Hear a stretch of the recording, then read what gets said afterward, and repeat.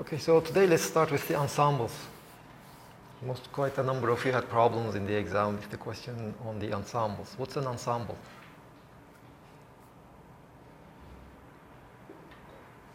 It's a collection of identical copies of the system. Okay, so I have my system, and then I just take many copies of exactly the same system.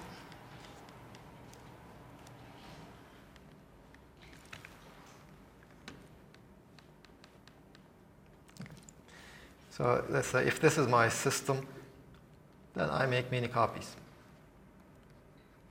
It's the same system. Ideally, you make a huge number of copies. In the exam, in the question, you were asked to make just 3 copies. Now, then the next question, what are the microstates of each one of these? Again, let's go to the example the question in the exam. So you were supposed to make 3 copies. Each one of them, they are identical, could be either in a microstate with energy epsilon, with energy 0, or with energy minus epsilon. So in this hypothetical system, each one of these systems can be in only 3 different states. In fact, you can think of this system as a spin-1 particle in a magnetic field. So it can only have 3 states. In the book, you had the electron, and the electron could only be in 2 different states. Yes? If you distribute these energies among these 3 systems, E0 minus E, is it called microstate or is it called an ensemble? Well, the ensemble is this collection. All possible. No, you see, the ensemble is the collection itself. Now, the next question is, what is the distribution of microstates in a given ensemble? So that is another question. You see, here, in the question in the exam, you have 3 copies. Then the next question is, what are the microstates of these 3 copies? Now, the possibilities are, when we are building this ensemble, we can fix the energy. We can say that, okay, my system has energy epsilon.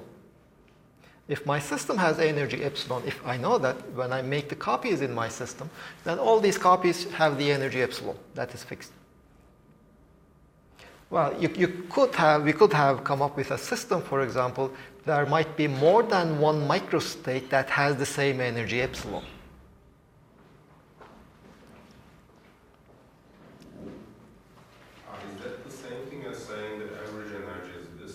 Not yet. Okay. Now in the microcanonical ensemble, you fix the energy. The canonical ensemble, it fixes the average energy. It doesn't fix the energy, but it fixes the average energy. So the average energy of these 3 states should be 0. That is what was given in the question. So the possibilities are, for example, all of them can be 0, 0, 0. This is one possible distribution of microstates in this toy ensemble. Or it can be 0, epsilon, 0, epsilon minus epsilon, or 0 minus epsilon, epsilon. All these distributions have the average energy 0. Or let's say I can have epsilon, 0 minus epsilon. Yes? Sorry, aren't these different microstates? Yes. Okay, so when we talk about average energy, we can do a simple sum over microstates? You see, this is one ensemble. Okay. This is a second ensemble, or a different distribution of the microstates in my ensemble consistent with my constraints. So our constraints deals with a single ensemble? Yes. So when we say average energy should be 0, all the different ensembles should have a total energy of 0. Yes. That's where I made the mistake. Okay, so you learn now. I mean, I originally wrote 7 possible combinations and then Yes, the question is, so I have all these copies sitting there. They have different microstates. I don't know which microstate each one of them is in. But at a given moment, in principle, I can just look at the microstates of each one of them, and every one of them will be in a different microstate. Now, if I look at it at a different time, each one of them will be in a different microstate. Or even a third time, again, every one of them can be in a different microstate. So we have these two different averages. One is the time averaging. Time averaging is actually what we measure. You don't make measurements instantaneously. Every measurement takes a finite amount of time. So whatever you measure, it is always an average. Now, the ensemble theory says that it claims that the time average is the same thing as ensemble average. Now, this is an assumption, which seems to work. Long time average or time average? Well, long compared to what? There is a phrase in the books, it is written as a long time average. You see, the question is long compared to what? For example, if you are measuring the pressure, it should be long compared to two collisions with the wall, two collisions of different particles. My misunderstanding comes from, am I measuring only for one ensemble or measuring all of the ensembles? You see, one. For example, let's say I'm studying this table. Yes. I have just a single copy. Then what I do is, rather than studying this table over some finite time, what I say is, let me just make copies of this, so that I have millions of copies of this table, and each one of them in different microstates.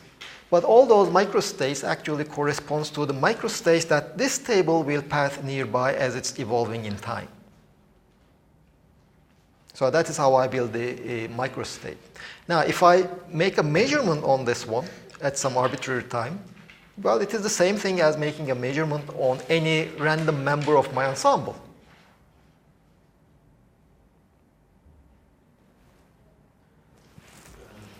We can call an ensemble as taking snap in a timeline.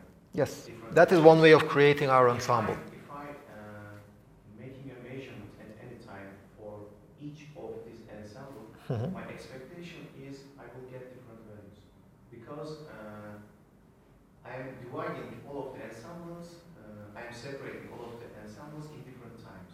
Okay. So in different times, I am measuring different things. So let me ask you this question.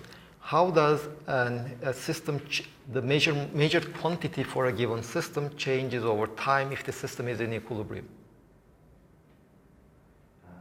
Can you ask it? Okay, so you see, there are a couple of things we are making. One is we are studying equilibrium systems. So what is the change in time of the properties that you can measure in an equilibrium system? How do they change in time? They don't. Okay, the missing thing which I could catch is all of the photos of this timeline owns the equilibrium state. What I'm saying is, This is before the equilibrium. I am considering only No. before the equilibrium and reach one of the examples reach the equilibrium. no, what we are doing is we are always in equilibrium. Okay. We have waited the system To reach equilibrate. and later I have constant Yes. ensembles. Yes. So, because since we are studying equilibrium systems, we know that things don't change in time. Because you see, if we don't have equilibrium system, that means we have prepared the system in a special way, then not all microstates will have equal probability in my ensemble. Yes. They shouldn't have the equal probability. This is the theory. Yeah, that's an assumption of this ensemble theory. But it also assumes, for example, what we call the ergodic hypothesis, which says that if you start from some microstate, given enough time, the system will evolve in such a way that it will pass close to all the microstates of your system. This is an assumption. And by the way, it doesn't work all the time. I can create systems in which this will not be true.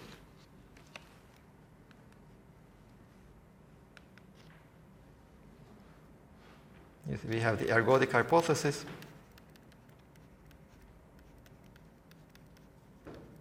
For example, let's imagine we have a potential like this, the famous Mexican hat potential. If I create my system such that initially all the particles are like in this well, speaking classically at least, they will always stay there. They will never go to the right-hand side. So such a system doesn't satisfy the ergodic hypothesis. But of course, I can just impose this constraint I can impose this as a constraint on my system, that all my particles are on the left. That can be my constraint. Then it will still satisfy the ergodic hypothesis. But what we are assuming, the system, as it evolves, it will pass near all the microstates that are consistent with my constraints. That is one assumption. And I'm making identical copies of my system. Each one of them you can take them as you said, as the snapshots of my single system at different times. Then by construction, time averaging will be the same thing as ensemble averaging. What we are measuring in a measurement process is actually a time average, long compared to certain parameters of the system. For example, we said that when we are discussing pressure, the pressure is due to the collision of the particles with the walls, but the collisions are discrete. So there is a minimum amount of time between two collisions, two different atoms colliding with the wall. If your measuring device is so precise that it can make measurements the measurements it makes takes shorter than this interval, then you will see the fluctuations. But the equilibrium pressure will not see those fluctuations. So in that sense, it should be a long time measurement. So let's go back to the question in the book.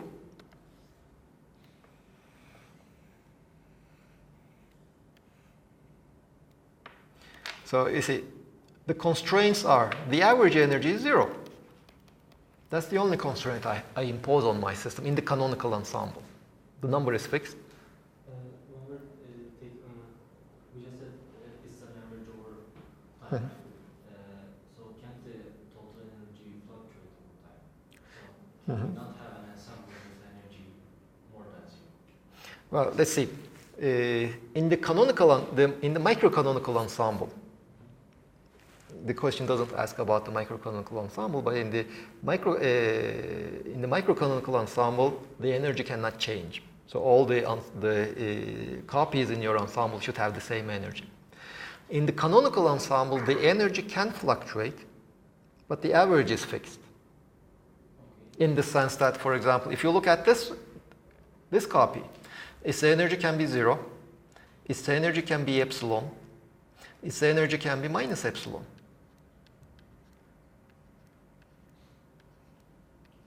Its energy changes.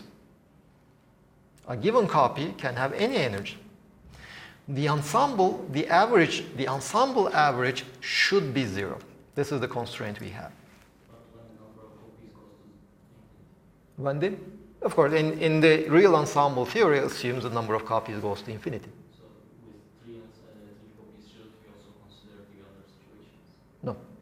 You see, when we go to infinity, what happens is if you look at one of them, you see, my system is just one of them.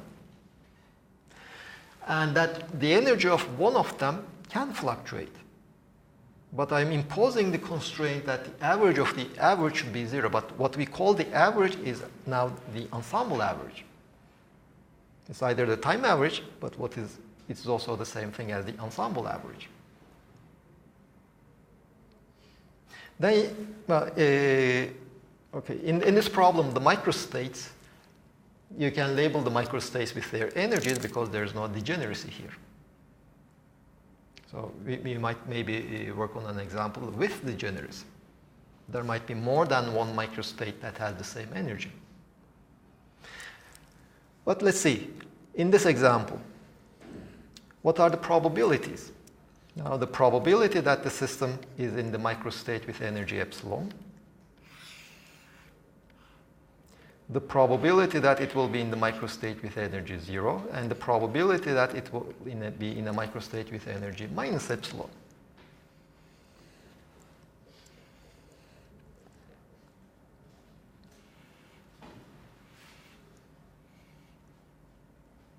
Well, let's see. If this is my ensemble, the probability that my system is just pick any one of them, the probability that it will be in the microstate epsilon is 0. It will be in the microstate minus epsilon is also 0. So the probability that it will be in this microstate 0 is 1. Well, in this ensemble, the probability that it will be in the microstate epsilon is 1/3, that it will be in 0 1/3, and this is 1/3. Well, the same thing in all the rest.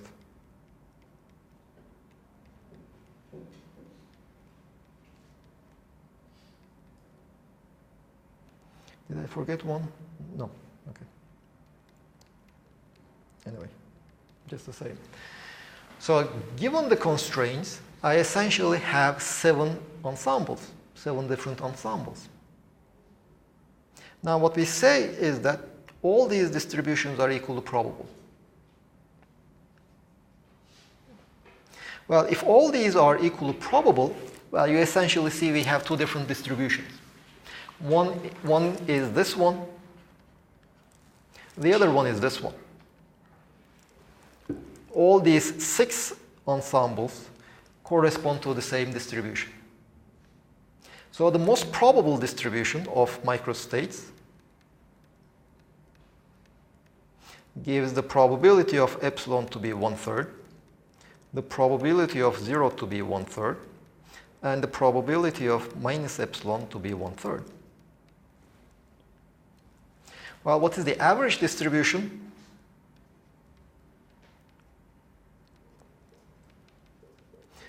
The average of P epsilon, well, these are the values of P epsilon.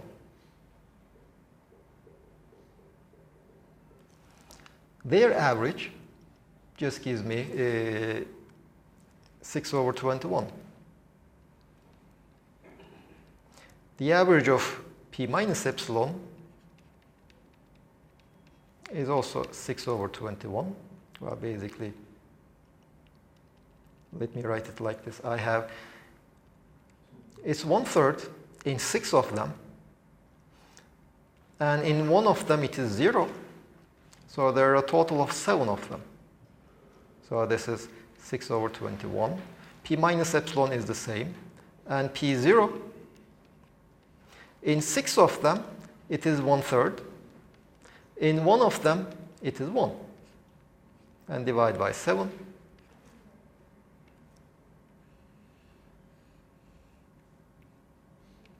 And this gives you 9/21. This is the average distribution. Now, once you identify the probabilities, the entropy can be defined in terms of the probabilities. This is always the definition of the entropy. This is the definition of the entropy in the microcanonical ensemble. This is the definition in the canonical ensemble. This is the definition in the grand canonical ensemble. S over K. Just pick up your distribution. Is it the most probable distribution? Well, the most probable distribution is this one. Calculate the entropy with these probabilities. If you are asked for the average distribution, these are the probabilities, and just put the probabilities over there. Here you are summing over all microstates. And the low value is 6/21. Yeah, this is not 27, 21.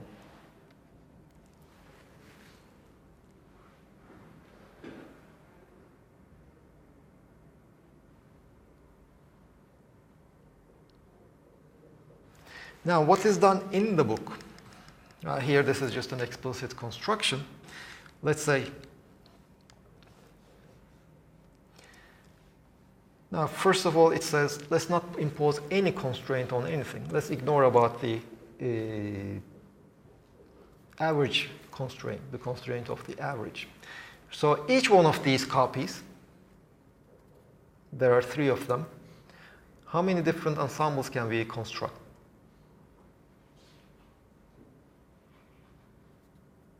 Without imposing any constraint on the averages. Well, each one of them can be in 3 different states. So the total number of ways they can be in various microstates is 3 times 3 times 3.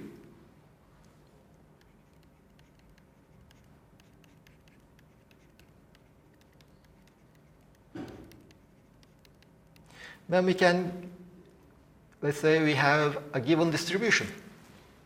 So we know how many of them are in the plus epsilon microstate, how many of them are in the minus epsilon microstate, and how many of them are in the 0 microstate. Well, let's see. All these 6 of them have the same distribution. That is n plus, n minus, and let me call n0. All these 3 of them have the same n plus, same n minus, and same n0. Now, how can I calculate this number 6 if I know that all of these are 1?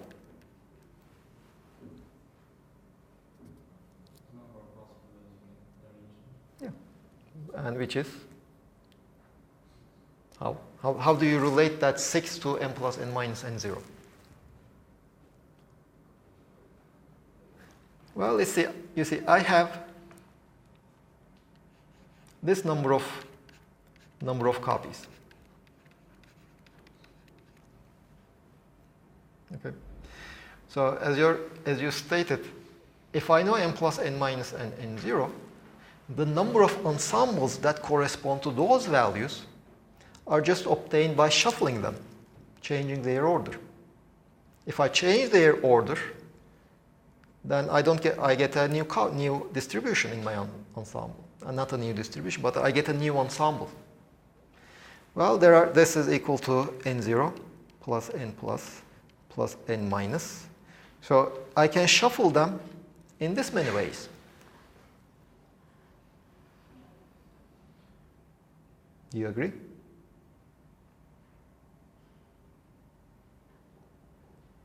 Let's say if I have 3 different objects, I can just order them in 3 different factorial ways. But of course, you see, let's look at the first example. I have 3 zeros. Well, I can order those zeros in 6 different ways, but changing the order of zeros doesn't give me a new ensemble. Over n plus factorial, n minus factorial, n0 factorial. This is the number of different distributions I have in a given ensemble.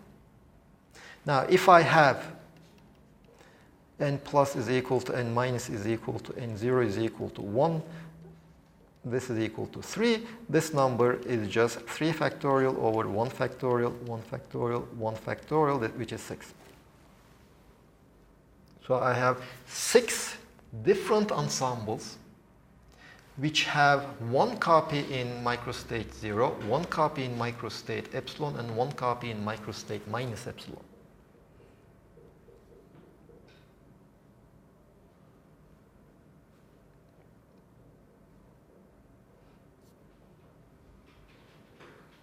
Of course, this can be generalized. If you, let's say, instead of 3 copies, you can just imagine having that capital N copies.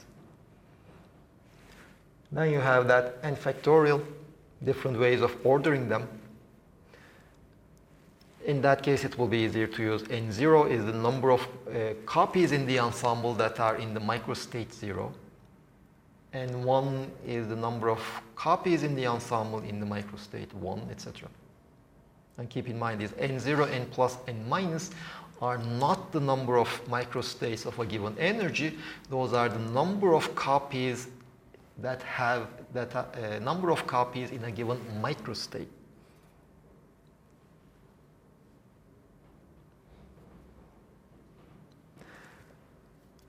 Then, of course, you can just go ahead and ask the question, well, what is the maximum number? What is the most probable distribution? Well, the most probable distribution will be n plus n minus n 0.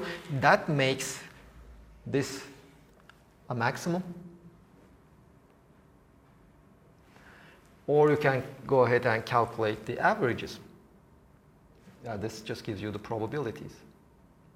Probabilities will be proportional to this probability of a given distribution. Now, of course, then there is the question of the constraints. You see, here I have a constraint. If I want to find the most probable distribution, I have to look for n plus n minus n 0, which maximizes this number, but with the constraint that n0 plus n plus n minus, this should be equal to capital N. This is a constraint I have. So I have my problem is a maximization problem subject to a given constraint. This is all we have to do in the microcanonical ensemble. In the microcanonical ensemble. In the microcanonical ensemble. Then, of course, the microstate, each microstate, we should choose them such that they have the given energy. In the canonical ensemble, we have the average energy condition.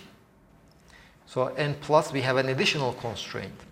N plus times epsilon plus n minus times minus epsilon plus n0 times 0. This should be equal to the, well, let me also divide by n. This should be equal to 0. This is my second constraint. So now I have a problem of maximization subject to two constraints. And what we do is, if we have a maximization problem with constraints, we use what's called the Lagrange multipliers, which basically means that, okay, we want to maximize this one.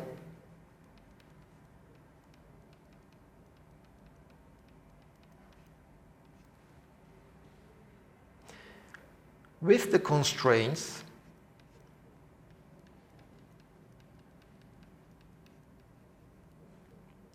minus n. So this is a constraint. And the other constraint is this one.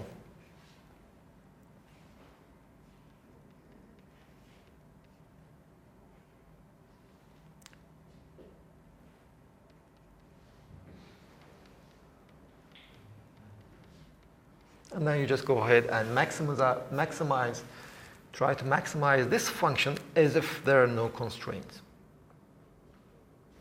Then this beta turns out to be 1 over kt.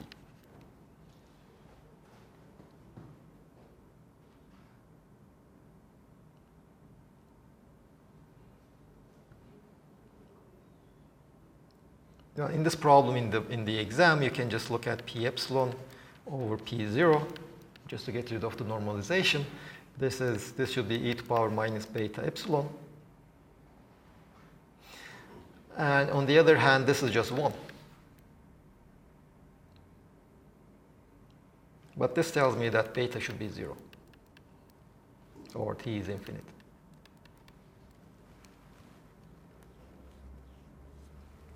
Well, here I mean, if you just dive a bit deeply into this problem, the problem of defining the temperature becomes kind of dubious. You see, when we are doing the maximization procedure to obtain these factors, one thing we use Stirling's approximation. Well, here the numbers are just 1 or 0, so Stirling's approximation doesn't really work. Second thing, we just took derivatives as if these were continuous variables. Well, if these numbers are huge, such that you can use the Stirling's approximation, changing those numbers by 1 is just like changing them by an infinitesimal amount, so it doesn't lead to any problem. But here they are, I mean, you have to take into account the discretization problem. But I mean, at least in this problem, you would have gotten point whatever you do as long as you started on the right track to obtain the temperature. Now let's do a second example. Here there are no degeneracies. Let's go ahead and let's consider, yes. If we're constructing the ensembles in the microcanonical ensemble, we have only the distribution 0, 0, 0. I mean, 0, 1, 0. You see, first thing is, what are the constraints I have? The average should be 0. That's the only. In the microcanonical ensemble, then I should have told you that the energy is this. So in all microstates, there is 0. I mean, if the problem had said, rather than saying that, okay, in the average energy is 0, if the problem had said that the energy is 0, then you only have the first one.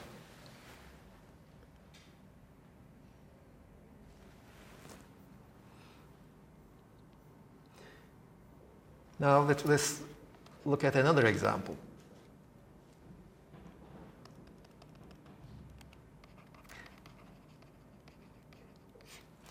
Well, I will just modify the question slightly. Again, just 3 copies, but this time the microstate, my system will be, let's say, either be in a microstate with energy plus epsilon, a single state, no degeneracy, just like the previous problem, or minus epsilon, or 0 or 0.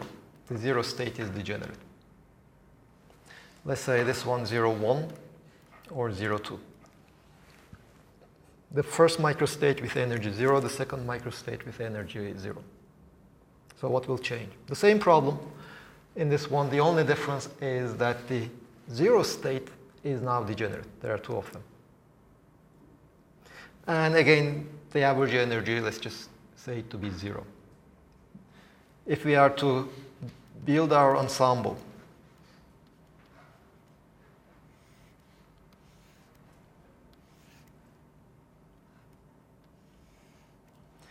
yes, what will be our ensembles?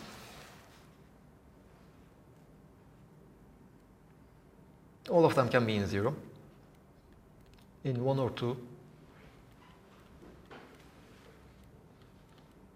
How many microstates do I have? How many ensembles do I have in which all of the copies are in a microstate with energy 0?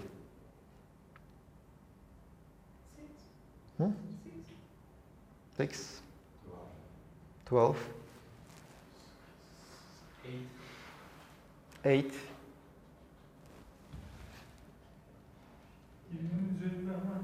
More than 20?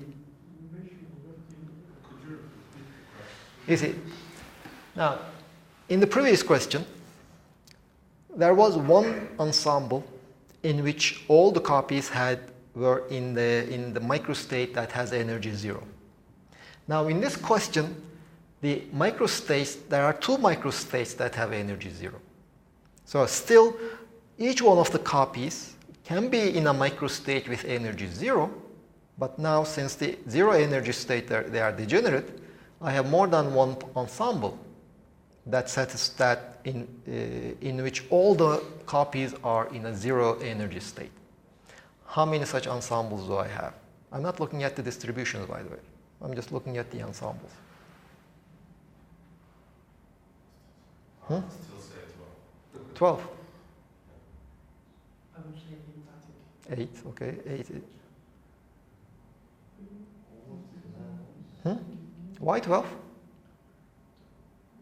Well, we have 4 factorial Okay. possible combinations, and one of them is doubly degenerate, so we have 2 factorial and 1 factorial, 1 factorial.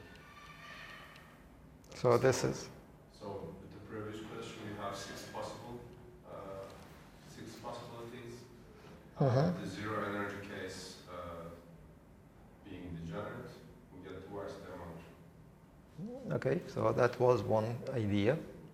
12, 8, why 8? I I'm not wrong, you're asking that all these values are 0. So 0, 1 You see, or 0, 2. you see, they are, each one of those copies have a microstate. Yes. What I'm saying is that microstate has energy 0. But I have two microstates that have energy 0. And so I'm asking what are the different ways that I can distribute those two states in all these three copies. We are going to include plus epsilon and No, not. I mean, I'm just looking at, you see, I'm just lazy to write one line for each one line for each microstate. The minimum number turned out to be 6, so I don't want to rewrite 6 lines of zeros. So I just use that shorthand notation. The copy 1 can be in 0, 1 or 0, 2. The copy 2 can be in 0, 1 or 0, 2. The copy 3 can be in 0, 1 or 0, 2. So that single line corresponds to how many different ensembles. That's my question. I think I said 8 and I Yes. still think it's 8. Because How there are did- 2 possibilities each. Okay. 2 times 2 times 2 is 8 times 2. And now why 20? Silent.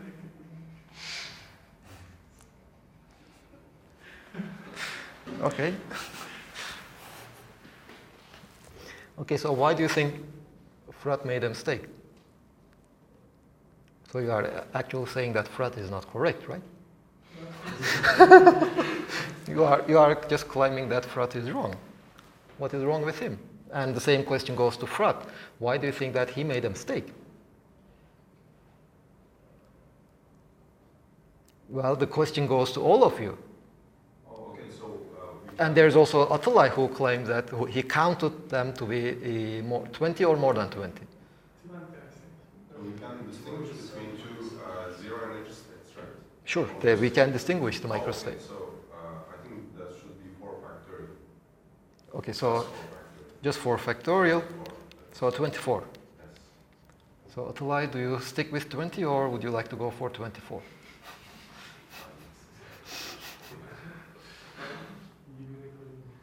So you stay in 20.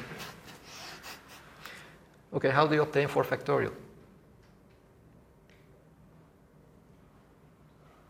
Oh.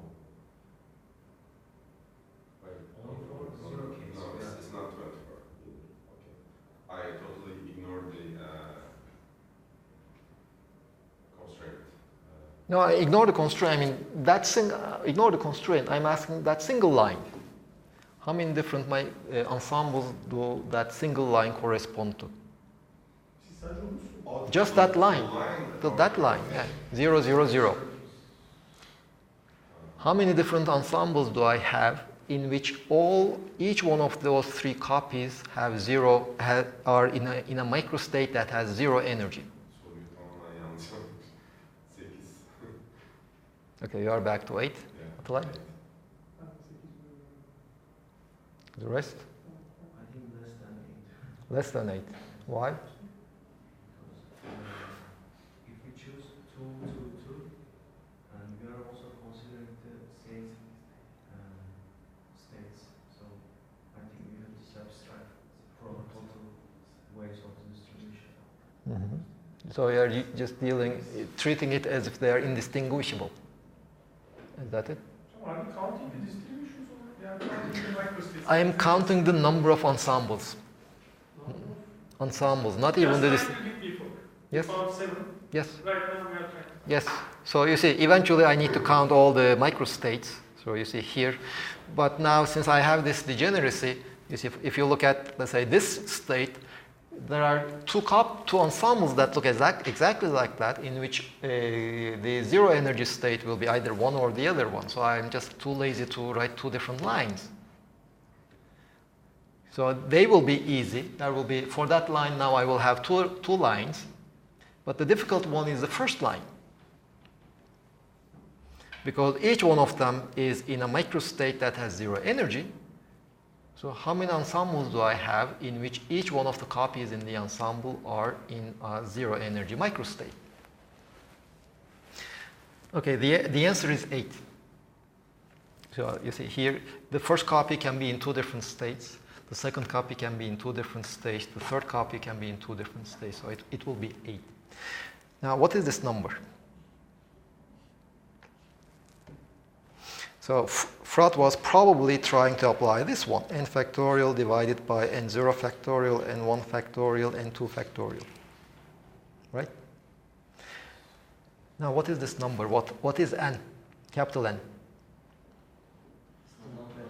Huh? Number of copies in that cell. It's the number of copies. So capital N in this problem is actually 3. Even if you would like to apply that, because it's the number of copies. Then what we have is, what about N0, N1? Well, in this case, I have 4 possible microstates. So actually, I need to have N0, N1, N2, and N3. So given these numbers, I can calculate the number of different microstates that have those numbers. So, for example, one of that states will be, one of my ensembles will be N0 is, let me give names. This is N0, this is N0, this is N1, this is N2, and let me call this is N3. N3 is the number of copies in my ensemble that are in the third state, which has that energy minus epsilon. Okay. So in this, one of the ensembles is, one of the copies in my ensemble is this one, O1, O2, O1. All the states are in the microstate which has energy 0. But one of them is in the second state that has energy 0. 2 of them are in the first state that has energy 0. So this ensemble corresponds to N0 is equal to 0, N3 is equal to 0, N1 is equal to 2, and N2 is equal to 1. This is what this ensemble corresponds to. Of course, with this distribution, I have more than one ensemble. You see, this is one possible ensemble with this distribution. Another one is this one. And the third one is this one. So basically, I have 3 ensembles which have that distribution. Yeah, this is what I call these numbers. Do we get the correct answer? Well, let's calculate 3 factorial divided by 0 factorial times 2 factorial times 1 factorial times 0 factorial, which is equal to 3.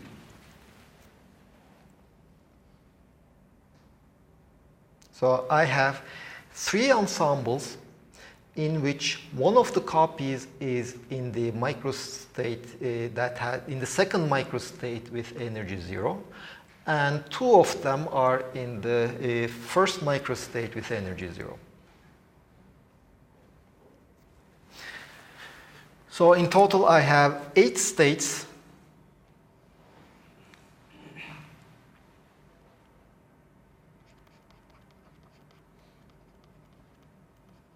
I have 8 ensembles in which all of the copies are in a microstate with energy 0. Now, the other ones will be more or less as they were before. There is the 0, 1, epsilon minus epsilon, 0, 1 or 2, 0, 1 or 2, minus epsilon, epsilon, epsilon, 0, 1 or 2, minus epsilon, epsilon, minus epsilon, 0, 1 or 2. Then I have minus epsilon, 0, 1 or 2, epsilon, minus epsilon, 0, 1 or 2. No, this is epsilon, and 0, 1 or 2. So there are 2 of these, 2 of these, 2, 2, 2, 2.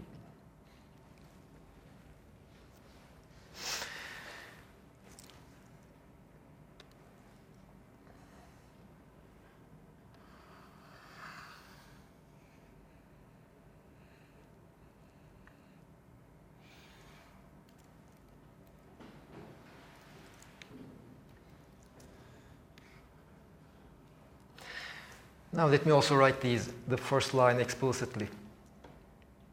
Eventually I will also need that.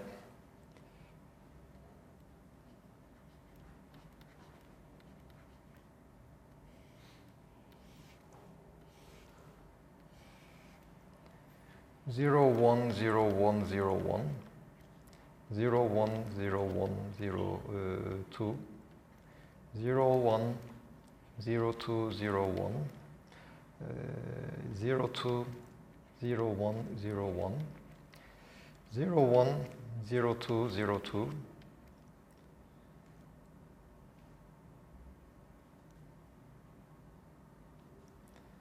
0 1 no, 0 2 0 1 0 2 0 1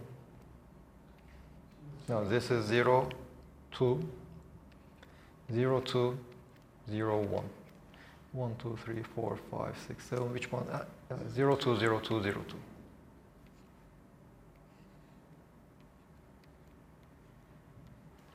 So these are the 8 copies I have. So in total here I have how many different states? 12. Here I have 8 states. So in total I have 20 ensembles. I have 20 different distributions.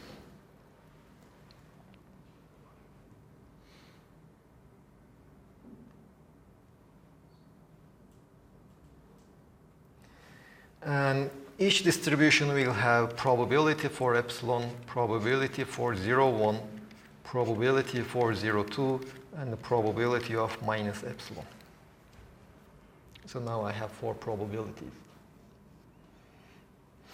Then I can go ahead and ask what is the most probable, what's the average. Well, there are 20 such probabilities. I will not write them all.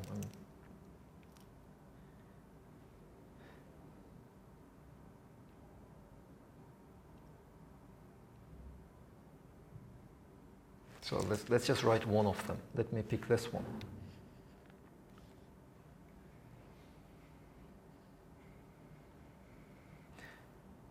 This one will, since it corresponds to the 2 different ensembles, it will give me 2 different probabilities. So let's pick up 0, 1, or 2. Yeah. 0, 1, epsilon, minus epsilon, epsilon, or 0, 2, minus epsilon, epsilon. Now the... 2 times the probability. No, I'm saying 2 times the probability which we are searching. For example, if you search the probability of epsilon. Well, let's write them out. They generate number times the probability. Okay. Don't confuse that for a given ensemble, there is a probability distribution. So the probabilities for this ensemble is independent of the existence of the other ensemble. So let's write the probabilities. The probability that my state will have energy epsilon is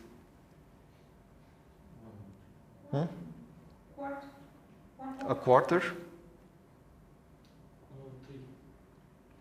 You see, these are the possible microstates in my ensemble. There are only 3 possible microstates in this ensemble. So the probability of epsilon is just 1 over 3, not 1 over 4. If this ensemble is correct, then the probability that my system is in the state O2 is actually 0, because O2 doesn't appear in this ensemble. And the probability of O1 will be 1/3. The probability of minus epsilon will be 1/3. In the second line, the probability of epsilon will be 1/3. The probability of O1 is 0. The probability of O2 is 1/3 and 1/3.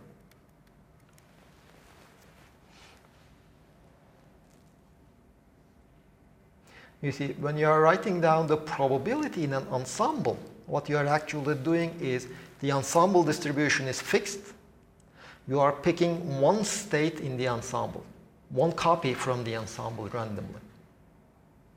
So you see, in the first line, the ensemble corresponding to the first line, I have 3 copies. One of them is in the microstate O1, one of them is in the microstate epsilon, one of them is in the microstate minus epsilon. So if I pick any one of them randomly, the probability that the system I pick will be in O2 will be 0, because that's not among the copies in the ensemble.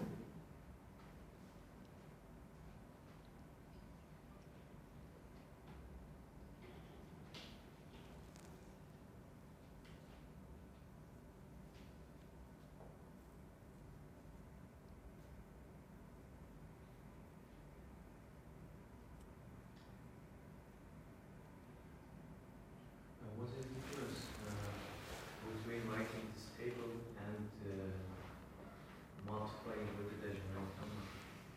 So, You see, what do you want to calculate? That's the question. for example, if you ask this question anywhere,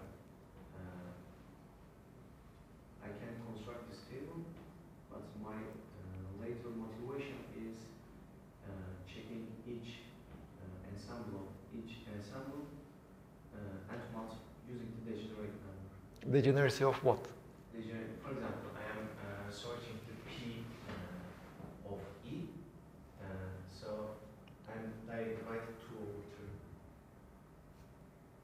2. 2 over 2. For which one? For this table, only for P. You see, the question is you have to define your question properly. What do you mean by average? Which average or which probabilities are you talking about? For example, here when we are saying the probability of a microstate for a given ensemble, you see that is something else. For a given ensemble, the probability that the copy you pick randomly is in the microstate minus epsilon, let's say. Well, the ensemble is fixed. And in that ensemble, there's no degeneracy. I know the states. But you can for example, go for, let's say, making 5 copies rather than 3 copies. Let's also do an example with more than 3 copies.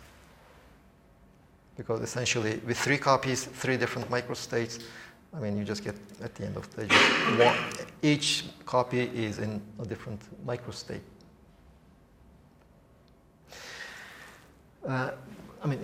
Your question will probably be more clear then. For example, in this question, if my ensemble is this one, minus epsilon O1 epsilon, or epsilon minus epsilon O2 minus epsilon, plus epsilon, the probabilities are basically the same. So it's 1/3, 1/3, 0, 1/3, and minus 1/3, 0, 1/3, and 1/3. Now I can ask you, what is the average P epsilon? Well, the average, assuming I just stick with these 4 ensembles, the average P epsilon is just 4 times 1/3 divided by 4. So this is just 1/3. Well, probability of the microstate O1, well, it is 2 times 1/3. So here there is the 2, plus 2 times 0, divided by 1/4. So this is 1/6. Probability of O2, well, it's 2 times 0, plus 2 times 1/3. 1/4 is 1/6. And probability of epsilon minus epsilon, well, in all 4 of them, the probability is 1/3.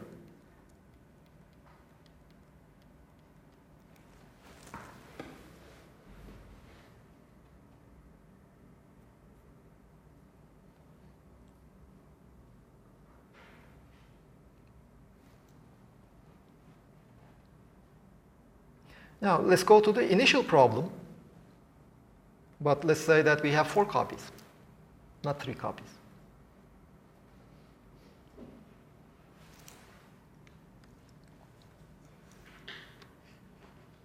Can we do that for an arbitrary number?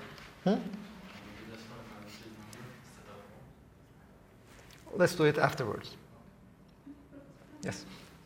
For the previous example, I mean, if they are all zero, I mean 0, 1, 0, 1, 0, 2, for example, Like here. the probability will be 1 in 1, 0 and 0 of the other? Or Well, let's see. Let me add that one over here.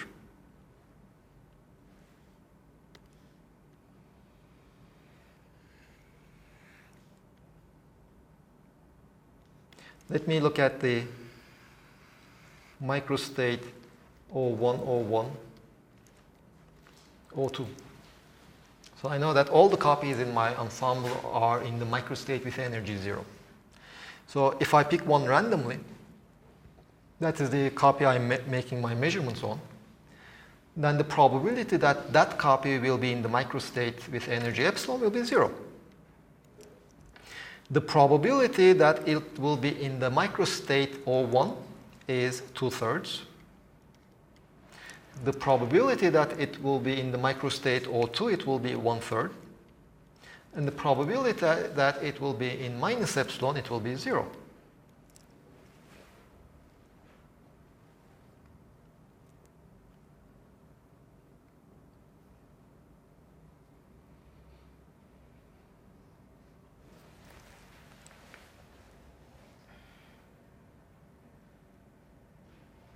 Now, before going out for the other example,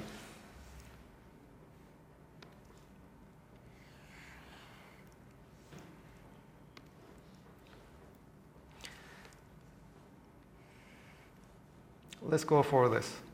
N0, N1, N2, N3.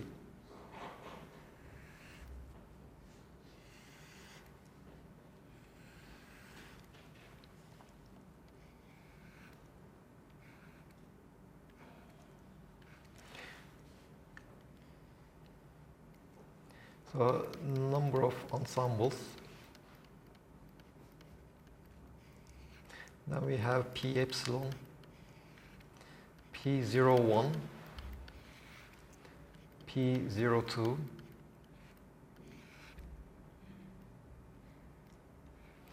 and then P minus epsilon. So let's say that we had already written the cases over here. Now N0 is the number of copies that have an energy in the microstate with energy epsilon. We know that that number can be at most 1. You see, in all these copies, at most one of them is in the microstate with energy epsilon. If 2 of them are in the energy with the energy epsilon, then I cannot satisfy the constraint that the average should be 0. Okay, so if N0 is 0, 1, then N3 should also be 1.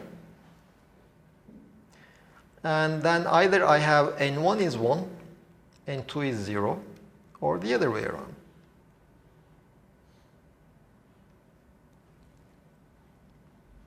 Now the question is, how many ensembles do I have such that N0 is 1, N1 is 1, N2 is 0, N3 is 1? How many ensembles?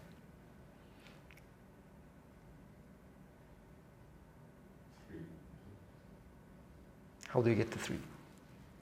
Okay, that was one guess, 3. How did you get to 3?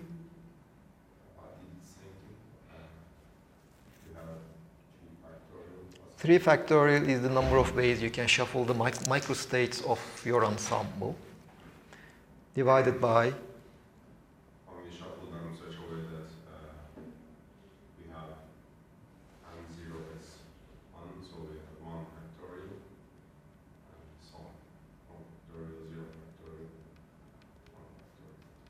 which is not 3, which is 6.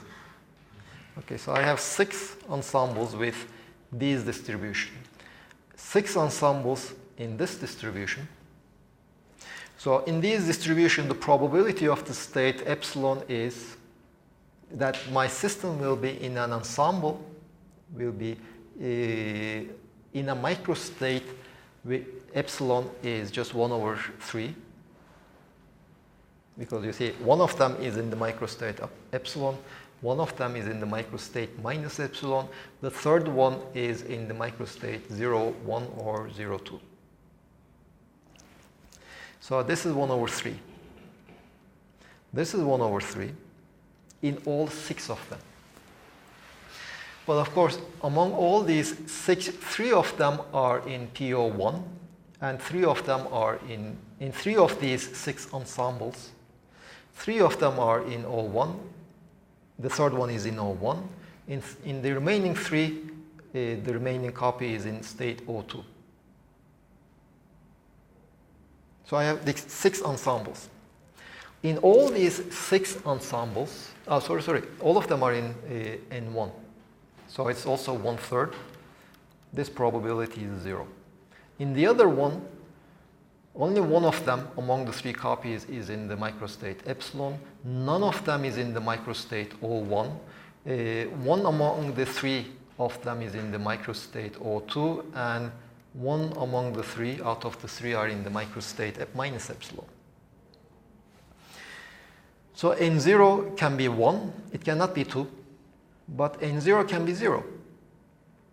But if N0 is 0, then N3 should also be 0, because the average should be 0. You see, the average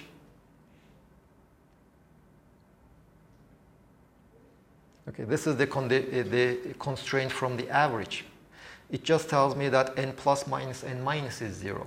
N plus and n minus, they have to be equal. So either they are both 1 or they are both 0.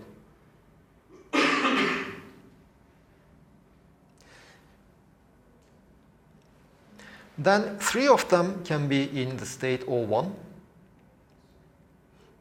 or 2 of them can be in O1, one of them is in O2, or one of them is in O1, 2 of them are in O2, or all of them are in O3.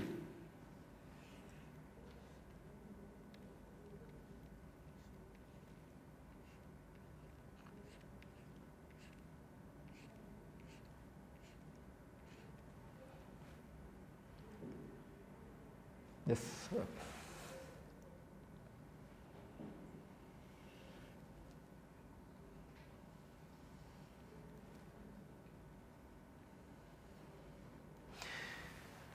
So how many ensembles do I have in which all of the copies are in the state O1? Just one. And the probability of epsilon is 0, probability of O1 is 1, the probability of O2 is 0, the probability of epsilon is 0 in that ensemble. Okay, how many ensembles do I have that have this distribution of microstates?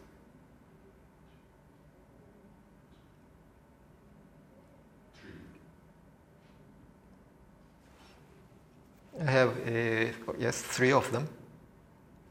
And in all of those ensembles, the probability of epsilon is 0, the probability of minus epsilon is 0, the probability of O1 is 2/3, and the probability of O2 is 1/3. Well, this one is the same, just O1 and O2 exchanged. This is 1, 0, 0, 1, 0. Then the question is, what is the most probable distribution?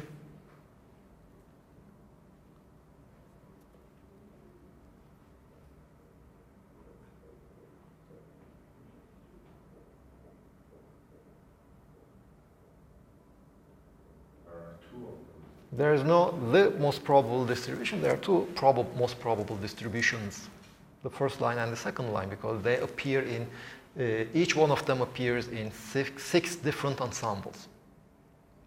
Then you can talk about the average of the most probables, etc., whatever you would like to do. Let's calculate the average distribution, average probabilities. What is the average P epsilon? Well, let's see. In 6 ensembles, the probability of P epsilon is 1/3. In 6 of them, it is again 1/3. This is the second line. And in the remaining ones, it's all 0. How many ensembles do I have in total? Well, 12, 13, 16, 19, 20. 1 over 20. So this is 4 over 20, which is 1 over 5.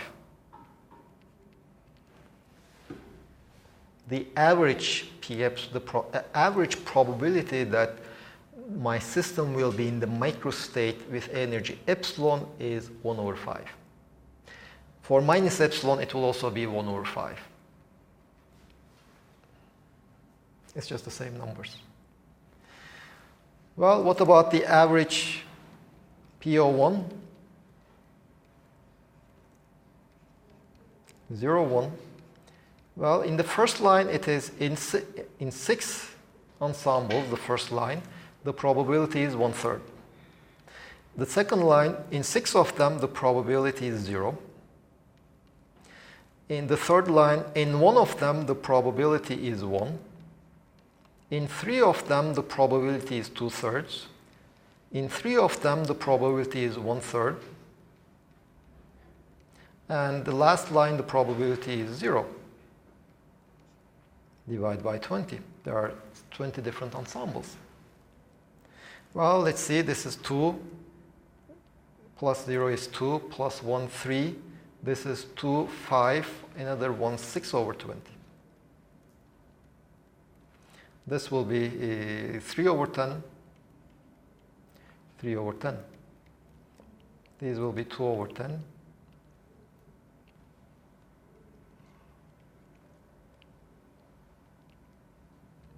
Two over 10.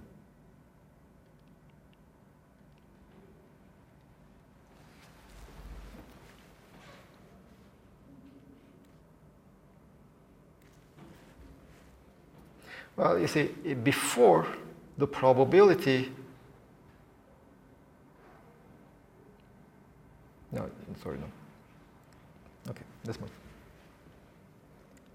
The probability distribution is flat, again, more or less. So, which basically tells us that the temperature is infinite.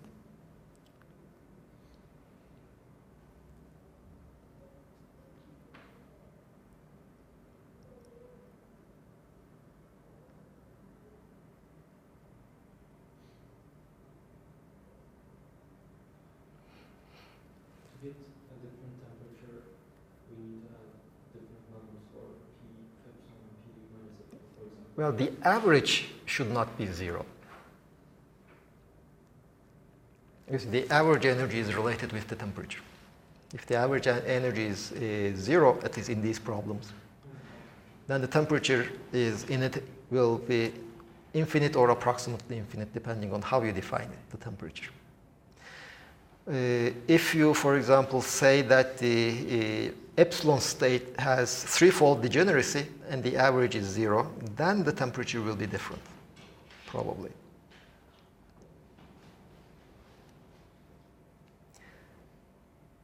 Now let's generalize this. Let's say, let's not consider just 3 copies. We have the same system, but let's say we have infinitely many copies in the ensemble.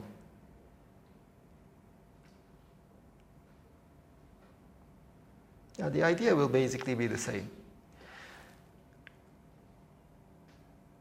The system will, let's pick up this system with degeneracy.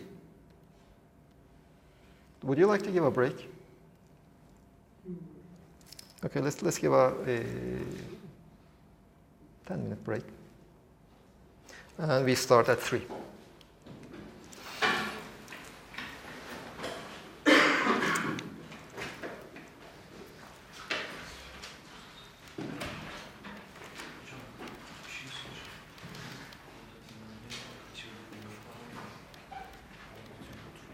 İki dakika var.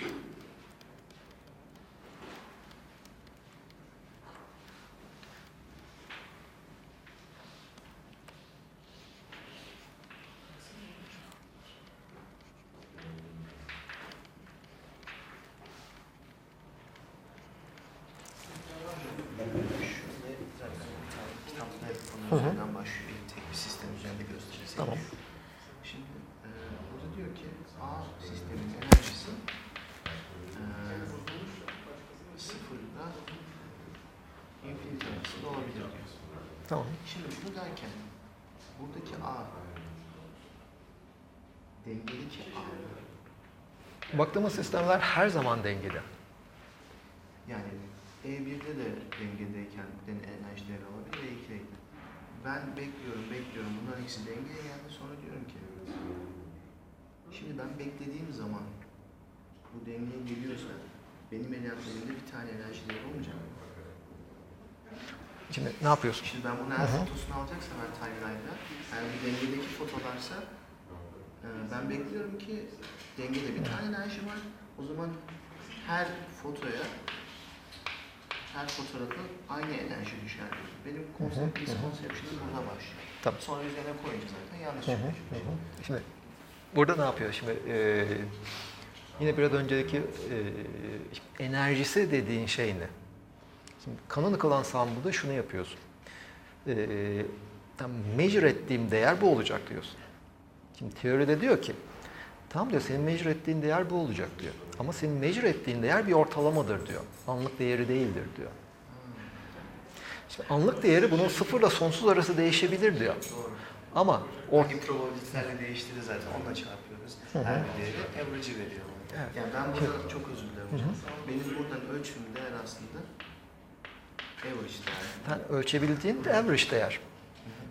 Ondan sonra zaten diyor, tam ilk başta diyor ki sıfırla sonsuz arası değer alabilir diye varsayacağım diyor.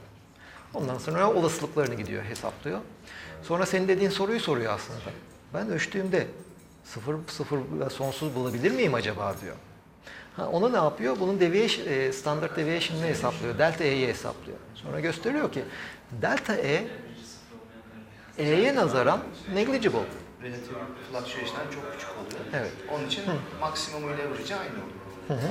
Şimdi prensip olarak, şimdi senin ensemble'ın var ya, sonsuz tane kopyasını yaptığın sistem. Bu sonsuz kopya içerisinde bazılarının enerjisi sonsuza yakın. Ama senin onu seçme ihtimalin sıfır. Sıfıra gidiyor. 1 bölü karekökenle. O zaman zaten ki muhtemelen demiyordur orada. Kitabın bu hani ilk partlerde hep konuya girerken hocam şu sistemden başlayıp sonra ensemble'a dönüştürüyor. 3 chapter'da aslında öyle yapmış. Hatta 4 chapter'da. O zaman şu ifadeyi aslında burada kullanmıyor. Hani sonuçta tek bir sistemde ölçeceğim şey average. Sonraki şeyde zaten. Yok, orada kullanıyor. İşte Şimdi orada nasıl kullanıyor onu? Diyor ki bu A sistemin herhangi bir andaki, ölçtüğüm değil, ölçebileceğim bir şey değil. Herhangi bir andaki de enerjisi öyle bir mikrostate'de olsun ki o mikrostate'in enerjisi epsilon olsun diyor. Sonra şunu soruyor. Öyle bir mikrostate'de ölçme olasılığım ne kadar? Sonra P epsilon'u P probability'yi buluyor. Görüyor ki E üzeri eksi epsilon bölü KT ile. Yani ben başta şeye engel olmuyorum diyor. Enerjisinin sonsuza kadar gitmesine engel olmuyorum. Ama diyor sonsuza gitme ihtimali sıfır zaten diyor. En sonunda da oraya gelecek. Şimdi her bir mikrostate'in enerjisi, en olası mikrostate, en düşük enerjili mikrostate diyor. Yani en yüksek olasılıklı mikrostate bu diyor. Sıfır. En düşük de o sıfıra. Yani bunun olasılığı zaten sıfır diyor. Tabii şu durumda şu soru var. Sen ölçtüğünde enerjisini, şimdi bu diyor ki en olası mikrostate sıfır enerjili mikrostate. Sen sıfır enerjili mikrostate ölçmüyorsun. Sen büyük enerji ölçüyorsun. Orada da diyor ki evet haklısın diyor.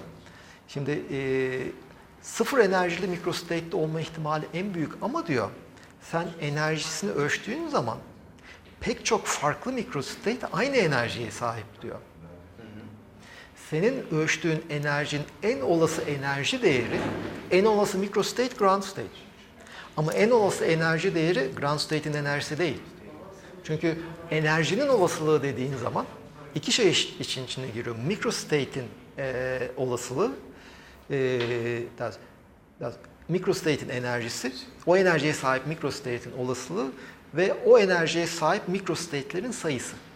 Density of states için işin içine giriyor orada. Şimdi evet ground state'in olasılığı en yüksek ama ground state bir tane. Milyar tane atıyorum enerjisi ortalama enerjiye eşit olan state var. Belki bu state'in tek bir mikrostate'in olasılığı ground state'e göre daha düşük ama Milyarlarca ondan var. Ve sen hangisinden hangi mikrostate'de olduğunu ölçmüyorsun, hangi enerjide olduğunu ölçüyorsun diyor. O zaman bunların hepsinin olasılıklarını toplarım ben diyor. O zaman da density of states çarpı işte ya da omega e, omega dediğimiz mikrokanallık, omega çarpı bu Boltzmann faktörü işin içine giriyor probability için. Benim tamamen karıştırdığım şey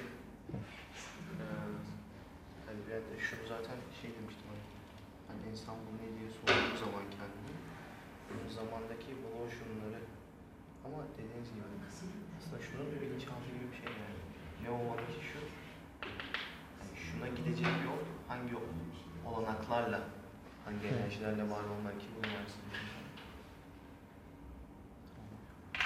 Teşekkür ederim.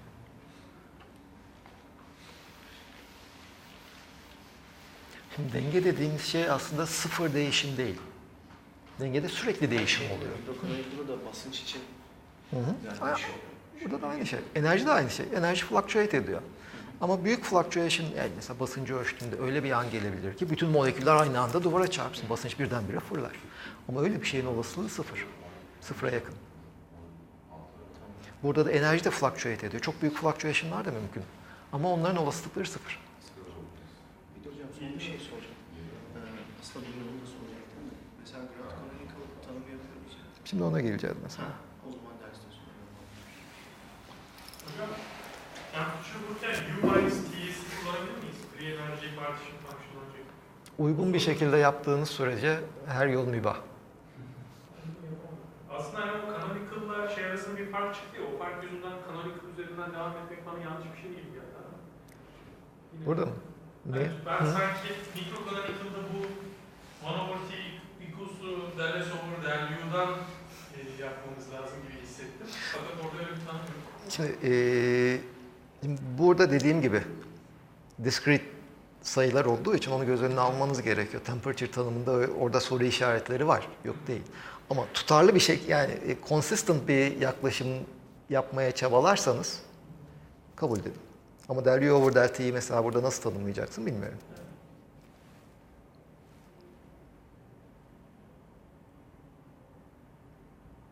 Çünkü onu kullanabilmek için ne yapman gerekiyor? Önce U'yu bilmen lazım ki. Temperature cinsinden. Del S over del U'daki U'nun infinitesimal değişimi yok zaten. Pat diye değişiyor U. S de pat diye değişiyor.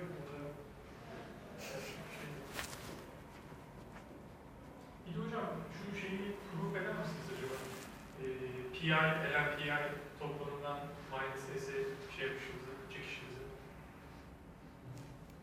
Şu mu? İlk yazdığınız orta toplam. PI, LMPI. Burada Bu definition. Evet. Yani burada mesela kitapta bunu gösterirken kanımda mesela Q'nun F olduğunu yani ln minus KT ln Q'nun F olduğunu kullanmış. Fakat Patria mesela ilk F'in yani free enerjinin o minus KT ln Q olduğunu sadece bir benzerlikten göstermiş. Birebir ispatlamış. Undergrad kitabımızda da o maksimum most probable distribution'u kullanarak entropiyi çekmiş. O entropiden o ln Q'lu şeyin free enerji olduğunu göstermiş. Ondan sonra o kısmı yazmış. Ben siz nasıl yapacaksınız diye merak ettim. Şimdi ben şeyi seviyorum. Mesela Landau direkt şunu yapıyor. Landau'nun İstatistiksel Mekanik kitabına bakarsan. ln Q'yu alıyor ya da Q'yu E üzeri eksi beta F diye tanımlıyor. Sonra diyor ki ya da bizim notasyon Landau'da F. Sonra şunu gösteriyor. df eşittir eksi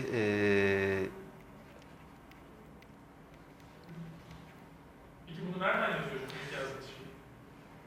Şimdi ne yapıyor? df'i mesela t sabitse şuna eşit olduğunu gösteriyor önce. S'i tanımlamadan bir şey yapıyor muydum?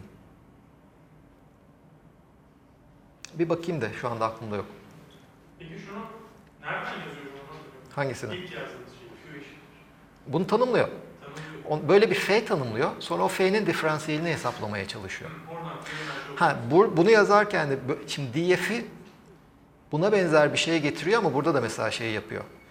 S'i tanım olarak.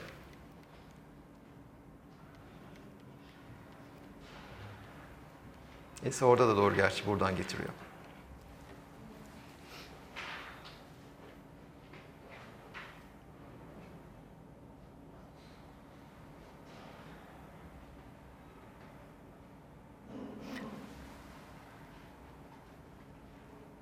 Ya da şimdi tam hatırlamıyorum da şunu da yapıyor olabilir. ds'i kalkıp s'i böyle tanımlarsam ds is equal to 1 over t dE plus p over v. Now, p over t dv. Maybe he proves this one. I don't remember now exactly. But in Landau, I mean, in Patria, it's like it starts with it says that, okay, this is what I claim without really and then it shows that it is consistent. I think in Landau it's more straightforward, more proof-like.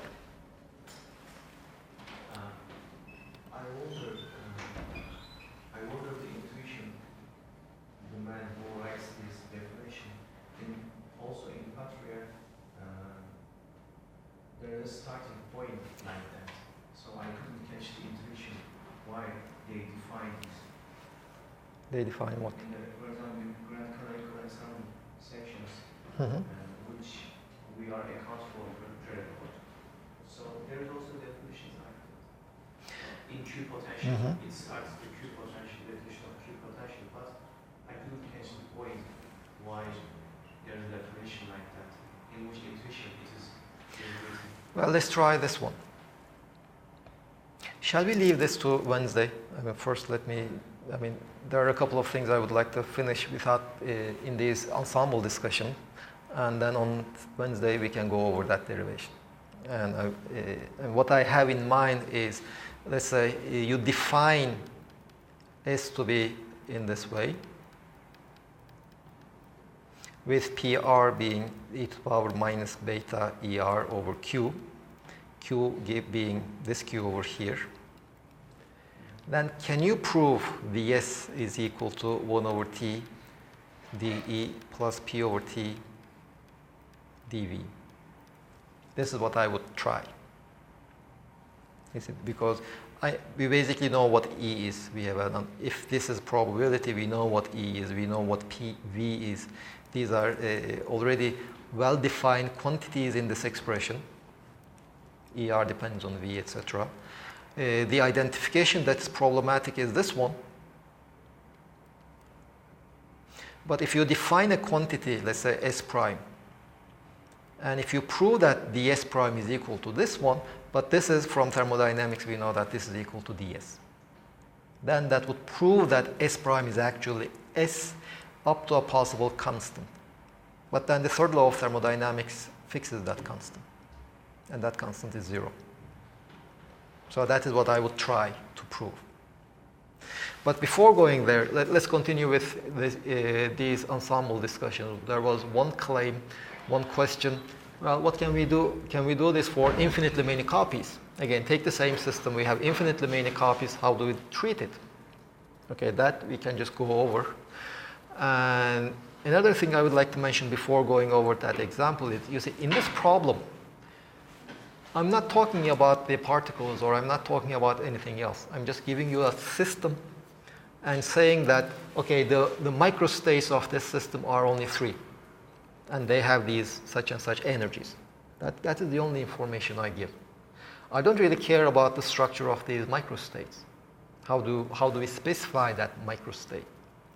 Now, what we do in the microcanonical ensemble, when we are talking about the microstates, we fix the number of particles and we fix the energy. And then all the microstates that are consistent with this number and energy are my microstates. In the canonical ensemble, I just fix the number. So all microstates that have that number of particles are candidates for the microstate of my system. In the ensemble, I just assume the constraint that the average is given by this average energy is fixed. That's the only constraint I have. In the grand canonical ensemble, when I define the microstate, I don't even fix the number of particles. So to specify the microstate, I have to tell you what the number of particle is. For different numbers of particles, I have different microstates. And different microstates can have the same energy, different energies, etc. So the definition of the microstates would be, for example, the number of particles and the quantum numbers of each one of the particles. That will be my microstate. That will be how I fix the microstate. I don't fix the energy. The only constraints I have is the average number, and the average energy should be fixed. But now let's look at this example. So I'm considering the same system.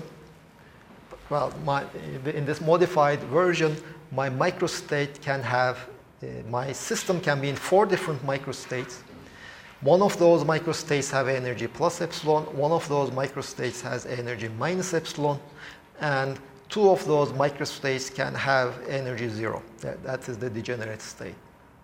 Well, a realistic system, can you realize this system? Well, just take two electrons in a magnetic field. 2 electrons in a magnetic field can be in 4 different states. One of them will have some positive energy, the other one will have negative energy, and 2 of them will just have the average energy, which is 0. So this problem can be realized by 2 electrons. And another question, you see, if you have 2 electrons, if you isolate the 2 electrons, the system behaves different than if you just put those 2 electrons in a in contact with a heat reservoir. Those 2 systems will give you different answers. So that is, if you isolate these 2 electrons, you have to treat the problem in the microcanonical ensemble. If you bring down those 2 electrons in contact with a heat reservoir, you have to treat the problem in the canonical ensemble. And the answers might differ, even your measurements might differ. Since the fluctuations will be large. When you make a measurement, if you might measure the energy, let's say 0, the other time you might have the energy epsilon, etc.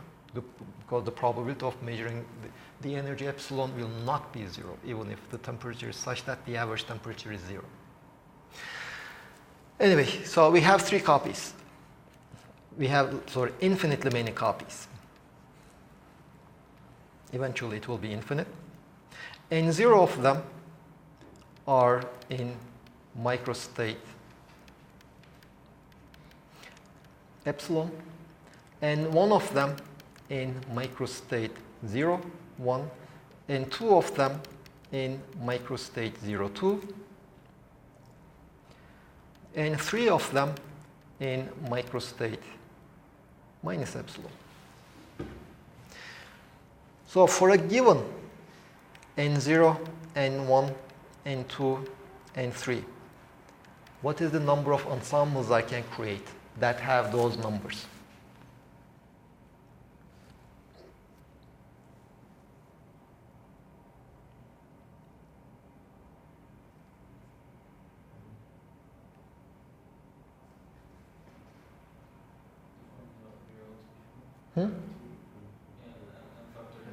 Well, I have n copies. I can just shuffle the microstates. Each shuffling will give me a new microstate. So they're capital N factorial. But of course, if I shuffle the ones in the microstate epsilon, it doesn't give me a new ensemble. So that is n0 factorial, n1 factorial, n2 factorial, n3 factorial.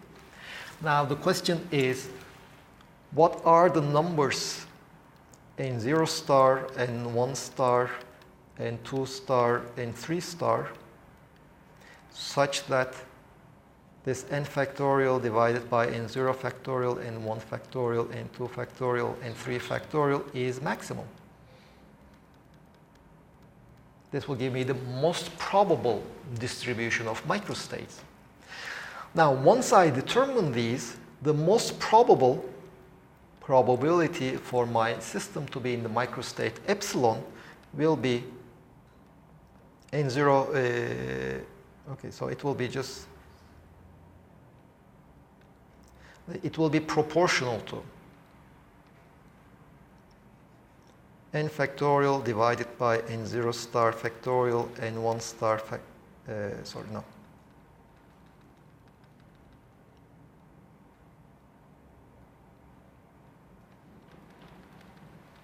it will be this one. N0? No. So what will be this probability, the most probable distribution? N0 star over N.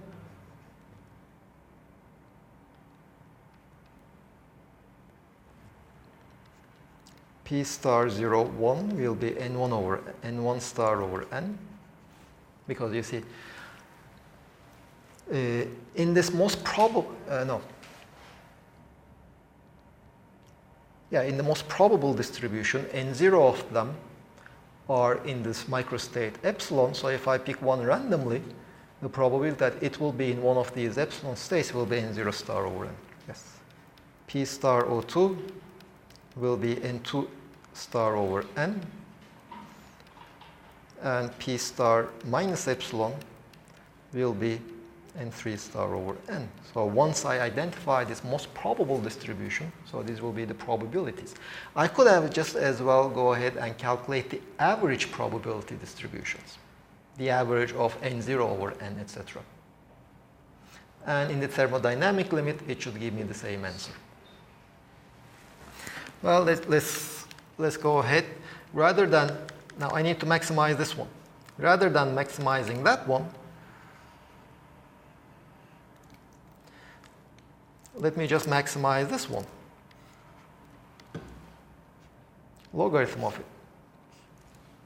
And keep in mind, eventually I will take infinitely many copies. So infinitely many of them will be in the microstate epsilon, infinitely many of them will be in the microstate O1, infinitely many of them in microstate O2, etc. So in each one of these logarithms, I can use the Stirling's approximation. So this will be equal to n logarithm of n minus n minus n0 logarithm of n0 plus n0 minus n1 logarithm of n1 plus n1 minus n2 logarithm of n2 plus n2 minus n3 logarithm of n3 plus n3. And then I have the constraints. Well, let me just cancel these ones first of all. So I will maximize n logarithm of n minus n0 logarithm of n0 minus, well, let me write the sum. Ni logarithm of ni from I0 to 3.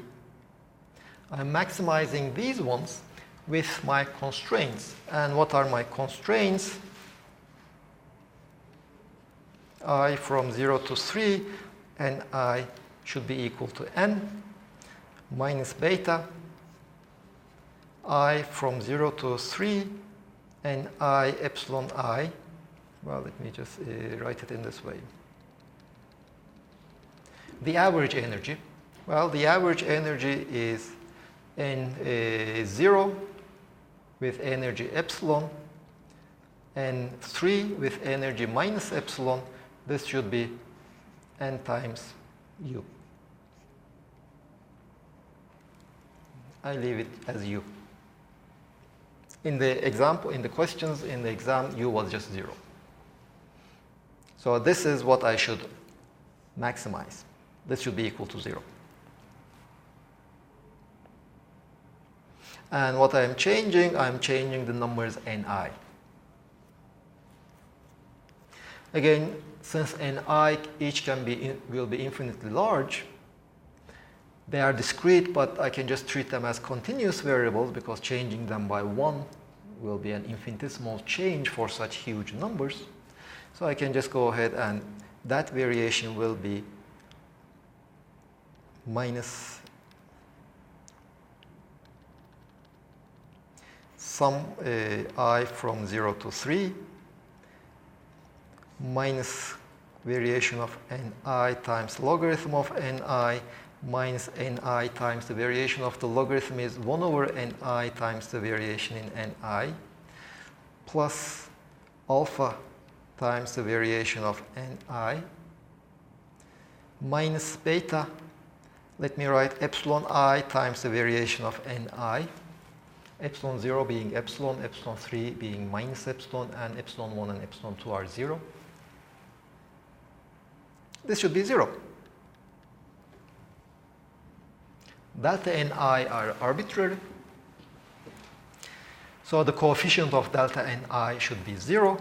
So minus the logarithm of ni minus 1 plus alpha minus beta epsilon I should be 0. This is the coefficient of delta ni. So logarithm of ni should be 1 minus alpha, no, minus 1 plus alpha minus beta epsilon I, or ni should be equal to e to power alpha minus 1 e to power minus beta epsilon I. This is ni. Well, we said that ni star, sorry. These are all stars.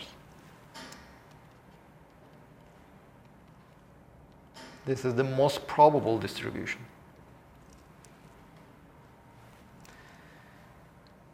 So P of, let's say, epsilon. Well, this is just a constant. P of epsilon will be e to power minus beta epsilon, proportional to P of minus epsilon will be e to power minus beta minus epsilon. P of O1 will be proportional to will be equal to P of O2. They will be both proportional to 1 over whatever. And since the total probability should be just 1, the numerator is e to power minus beta epsilon plus e to power beta epsilon plus 2.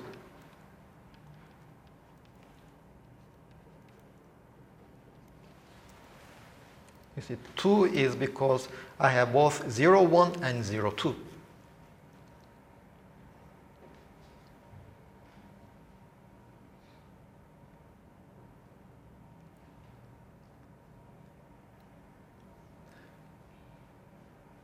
Well, in fact, this is exactly what we had done before. In the previous case, in these cases, we could explicitly write down the ensembles. We have a finite number of ensembles. So we could just look and see the most probable one. So here it was the first 2 lines. And here, well, let me go back.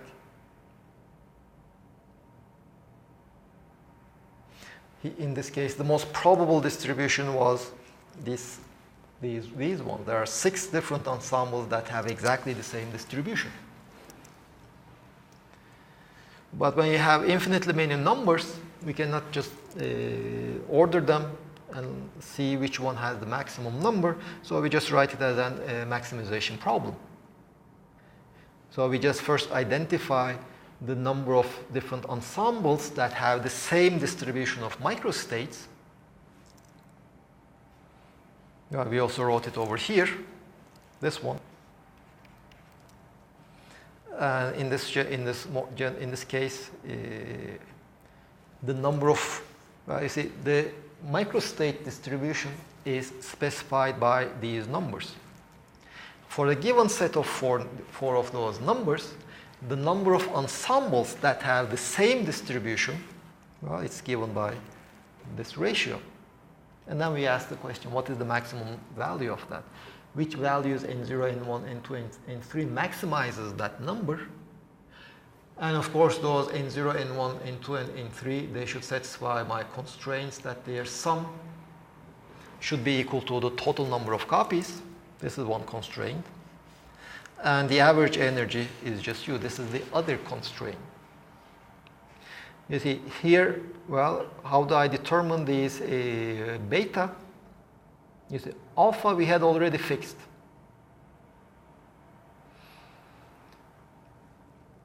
You see, here there is this constant alpha, the coefficient of ni, hence the coefficient of the probabilities. That is what fixes alpha. So by using this constraint over here, we fixed alpha. By using the other constraint, we can fix beta. Well, beta, the average energy,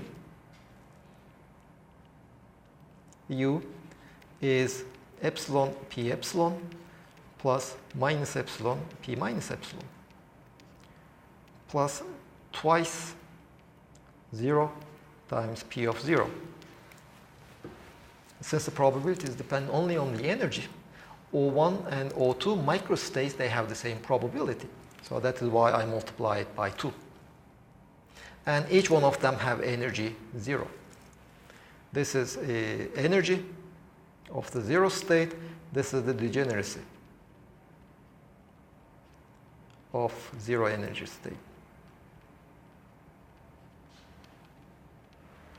So U should be equal to epsilon times e to power minus beta epsilon minus e to power beta epsilon divided by e to power minus beta epsilon plus e to power minus plus beta epsilon plus 2. And this is what fixes beta. You see, in my initial formulation of the question, there is no beta. I introduced beta in order to be able to solve this maximization problem. That is something I introduced. The final answer, I mean, my input doesn't contain that beta. So there should be some means of determining the value of beta from my input. And this is how we determine beta from the given input.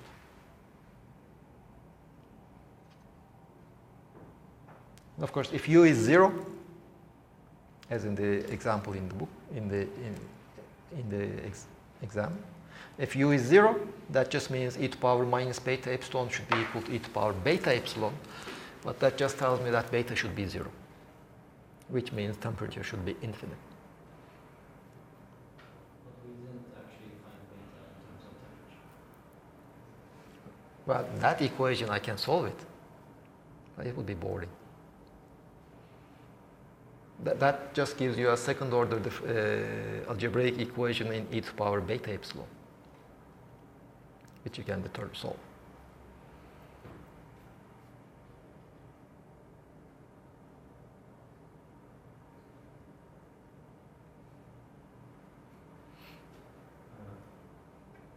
May I ask you a question? When we increase the italic n, which is letter, very, very much, it gives us a limitation. No, it gives us an asymptotic approximation. All of the ensembles are similar to each other. What about if we increase the small n very, very much? Which Gives us also this asymptotic assumption? Which small n? Yes. Well, you see, if you look at the final expression for probability, for example, we said that P epsilon is actually n0 over n. And this goes to e to power minus beta epsilon over q, which is finite. So this essentially tells me that as n goes to infinity, n0 also goes to infinity. So, I mean, automatically it is satisfied. They both go to infinity. So that the ratio is finite.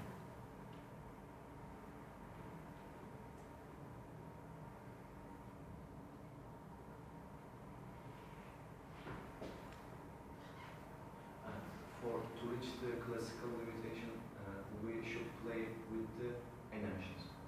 What do you mean, classical limit? Is, for example, we are using a discrete energies here. Where we increase the well, you see, the classical limit, I mean, what you mean by classical limit is there are a couple of things you have. The energy is continuous in the classical limit. So the energy spacing should go to 0 in the classical limit. But the classical limit doesn't have an upper bound on the energy anyway. So I say this problem doesn't, I mean, does it really make sense to call any limit of this problem the classical limit? I'm not so sure. Well, of course, you can treat the problem as the spins, the magnetic systems, but then, I mean, I think that there was such a treatment, the classical limit of the magnetic dipoles. But then the classical limit will correspond to the limit when the spin goes to infinity. J goes to infinity, magnetic dipole moment of each one goes to 0. This gyromagnetic ratio goes to 0 in such a way that the product is finite. That will be the classical limit of spin systems. So that the Z component can take continuous values. But I don't think I can, I mean, at least with this framework, I don't think you can do that. I mean, in this problem, of course, you should identify this problem with the spin systems. In that case, you can consider the spins as a classical spins, just rotating objects with a given angular momentum which creates a magnetic field. And then the quantum mechanical treatment, these two should overlap in the limit when the spin quantum, you see, spin value is, the classical limit is h bar goes to 0. If you take h bar goes to 0 and still would like to have a finite limit, finite total spin, then the spin quantum number should go to infinity. So that would be the classical limit.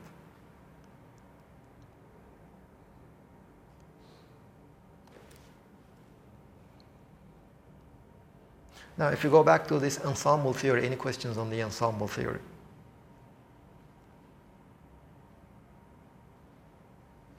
So with all the mathematical tricks that the book is doing, essentially this is what the book does. It just goes, it makes copies, just distributes the microstates among the copies without any a priori preferences to any microstate of the ensemble. Then it looks at the most probable distribution of the ensemble. Now, of course, there are a couple of things you have to consider. I mean, you see, we define certain limits. The n goes to infinity limit, this capital N goes to infinity. That is one, this calligraphic n goes to infinity.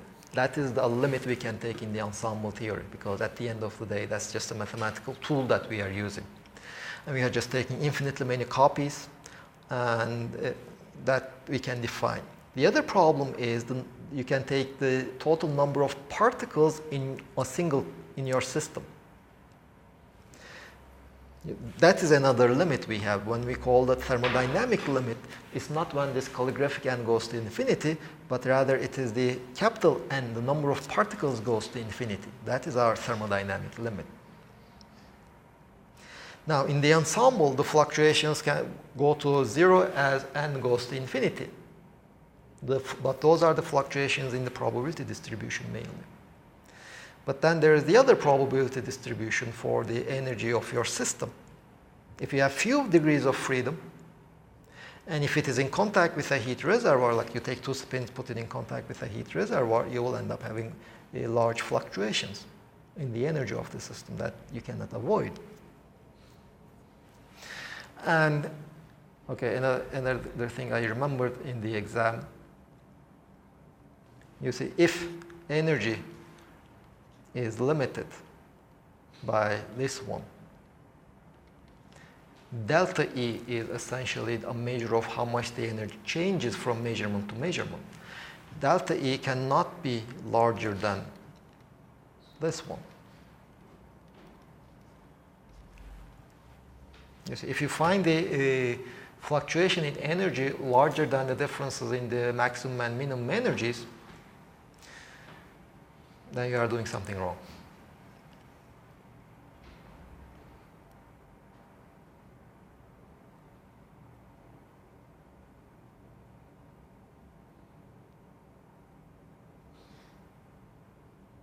See, for example, the number of students in this classroom is fluctuating somewhere around 6. Today we have 7. Sometimes it can be 12, sometimes it can be, let's say, 2. It never happened up to now. But if the average is 7, the number of students in the classroom cannot be 20.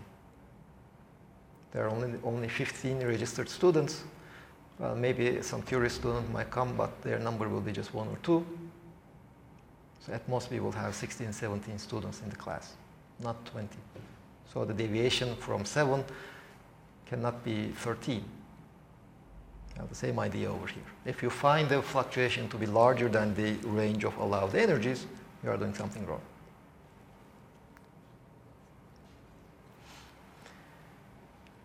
Any last questions?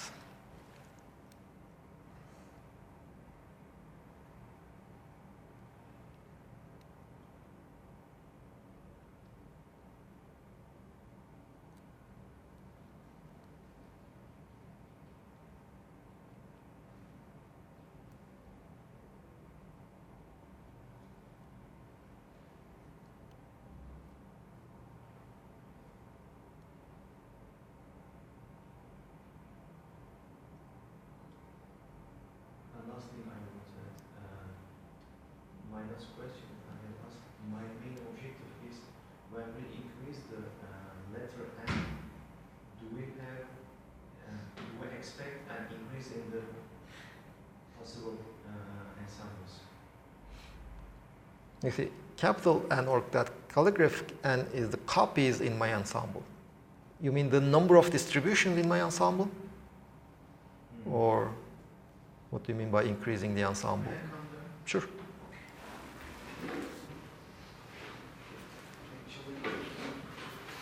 Actually, we have situations like that.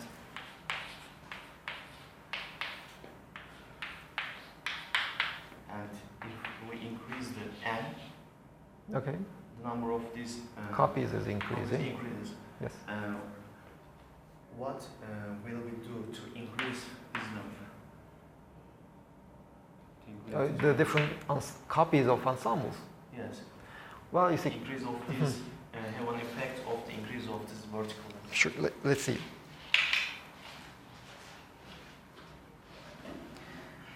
What do you think happens to this number as we increase N? What happens to this number as we increase N? Capital N. Increase the denominator of this thing. No, we increase the capital N. Well, the capital N is a constraint, so if you are increasing capital N, you are also increasing the numbers in the denominator. But can you guess what happens overall? But when we increase the letter N, the smaller N also Increase, yes. So do we? I couldn't. Actually, my question is that Mhm. if we increase the letter N, do we expect an increase of the number of the different ensembles? Well, let's see. We already did an example of that. So here, for example, we started with only 3 copies. How many different ensembles did we have? 7. Oh, here we only increased the, the microstates. We increased the microstates, and then the number of different ensembles increased. But let's see here. Let's suppose we have a 4th state over here. What would happen? Well, all these ensembles will still be valid, provided the 4th copy has energy 0. Okay? But then it's also possible that the 4th copy has energy epsilon 1, energy epsilon. Then that would give me new ensembles. The 4th copy can energy minus epsilon. It give me even more ensembles. So the total number of ensembles for 4 copies will be larger than the number of ensemble for 3 copies. You see, if you go back to this one,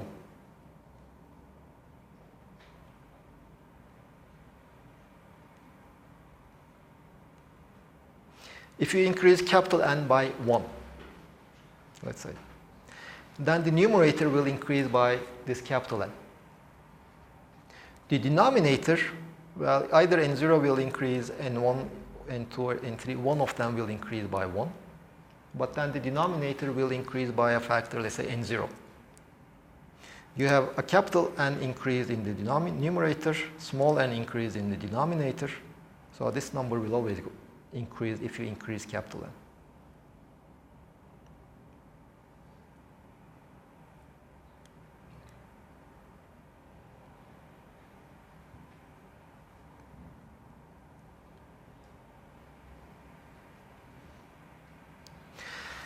Okay, so we will continue with the grand canonical ensemble on Wednesday. But if you would like to review, just keep in mind that whatever we did over here actually carries exactly in the same way to the grand canonical ensemble. Here I didn't specify the microstate. I only said that it has energy, this one, or this one. That energy change can be also due to the number of particles. And that is what the grand canonical ensemble does. The number is changing. And just like, for example, we said that in the thermodynamic limit, the microcanonical and canonical, they give the same result. They should give the same result in the thermodynamic limit. But if we are not in the thermodynamic limit, they can give different answers for the possible outcomes. So if you have an isolated system of few degrees of freedom, well, you should better use the microcanonical ensemble. If you have a system in contact with a heat bath, you should use the canonical ensemble. And just keep in mind that there will be significant deviations from the averages because the fluctuations will be large. Just like that, the grand canonical ensemble will give the same answer as the canonical and the microcanonical ensemble if the fluctuations are negligible. And in the grand canonical ensemble, even if your system even if your system is in the thermodynamic limit, there can still be large fluctuations in your system, especially in phase transitions. But if you are away from phase transitions, the fluctuations will be negligible. So if your system is large enough such that internal fluctuations will be negligible, in that case you can use whatever you like. If the fluctuations are large, then you should better use the ensemble that corresponds to your physical problem. Is it isolated? Is it allowed to change only energy with no number of particles? Is it allowed to change the energy plus the number of particles with the environment, etc. Okay, see you on Wednesday.